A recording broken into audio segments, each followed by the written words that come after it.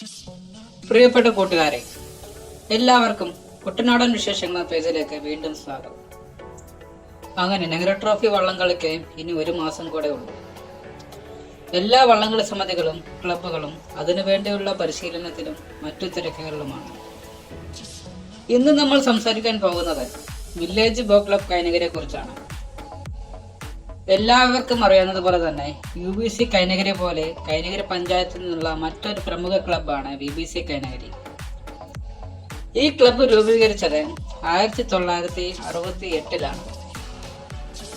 അന്ന് തൊട്ട് ഇന്നോളം നെഹ്റു ട്രോഫി, CBL, മറ്റ് പ്രാദേശിക മത്സരങ്ങൾ എന്നിവയിൽ ശ്രദ്ധേയമായൊരു പ്രകടനം തന്നെയാണ് വില്ലേജ് ബോട്ട് ക്ലബ് നടത്തി വരുന്നത്.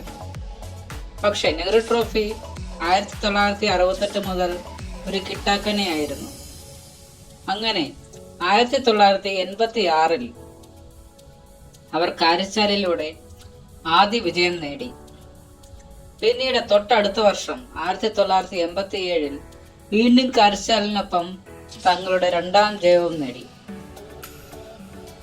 1988-ൽ കാരിച്ചാൽ VBC കോംബോ തങ്ങളുടെ ഹാട്രിക്കിനായി വന്നെങ്കിലും ആ വർഷം പള്ളാത്തുരുത്തി വള്ളംകുളങ്ങരയിൽ വിജയം നേടി. അങ്ങനെ VBCയുടെ ഹാട്രിക് മോഹം പൊലിഞ്ഞുപോയി. പിന്നീട് അവർ ശ്രദ്ധേയമായ ഒരു തിരിച്ചുവരവ് നടത്തിയത് കഴിഞ്ഞ വർഷം 2024-ൽ വിയ്യപുരത്തിൽ ആയിരുന്നു. നെഹ്റു ട്രോഫി ഫൈനലിൽ മൈക്രോ സെക്കൻഡിന്റെ വ്യത്യാസത്തിലാണ് അവർ കിരീടം നഷ്ടമായത്.